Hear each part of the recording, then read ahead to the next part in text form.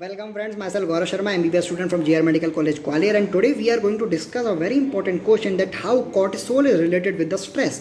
Stress को manage करने के लिए cortisol क्यों इंपॉर्टेंट है और कैसे इंपॉर्टेंट है ये डिस्कस करते हैं। तो हम स्टार्ट करते हैं।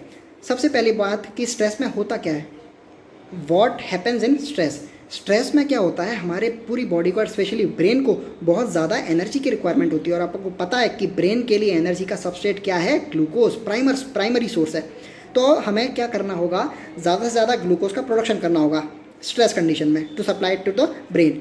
दूसरी चीज़ हमें देखनी है कि कितनी जल्दी हम उसको सप्लाई कर सकते हैं, डेट इज़ द स्पीड और द रैपिडिटी, कितनी जल्दी हम सप्लाई कर सकते हैं। तो इसका सीधा सीधा रिलेशन कहाँ से है, ब्लड प्रेशर से, मैं भी बताऊँगा। तीसरा है इम्यून सिस्टम से, क्योंकि स्ट्रेस के समय हमारा जो इम्यून सिस्टम है वो हाइपर एक्टिव होने के चांसेस उसके बढ़ जाते हैं, क्योंकि ब्रेन उतनी अच्छे से उतनी एफिशिएंटली ये डिसाइड नहीं कर पाता कि हमारी बॉडी के लिए क्या अपना है और क्या पराया। तो इसे हम डिस्कस करते हैं। तो अब हम बात करते हैं, ये तो था कि स्ट्रेस में क्या क्या होता है। अब कॉर्टिसोल क्या क्या करता है। तो कॉर्टिसोल आपको अच्छे से पता है, it favours glycogenolysis as well as it favours gluconeogenesis.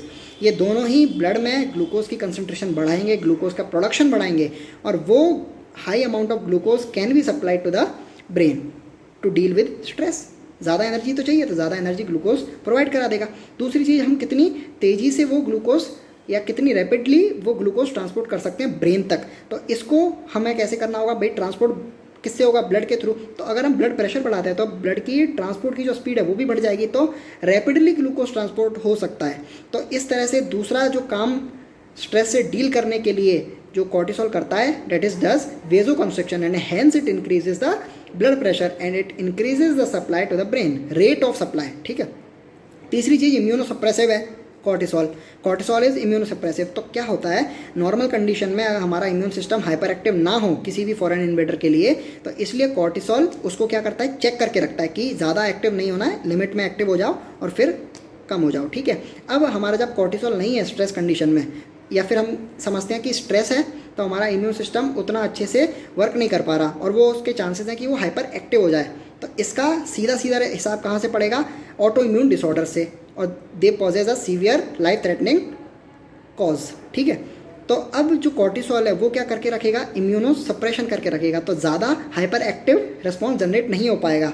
लेकिन जब कॉर्टिसोल नहीं है स्ट्रेसफुल कंडीशन में, तो हमारा जो इम्यून सिस्टम है उसके हाइपर एक्टिव होने के चांस बढ़ जाएंगे। अगर हमारा इम्यून सिस्टम हाइपर एक्टिव हो गया तो वो अपने सेल्स को भी डैमेज कर सकता है और उससे हमारी जान भी जा सकती है। तो अगली बार जब भी आप कॉर्टिसोल पढ़ें तो इसका स्ट्रेस पर क्या इफेक्ट है ये ज़रूर पढ़ें।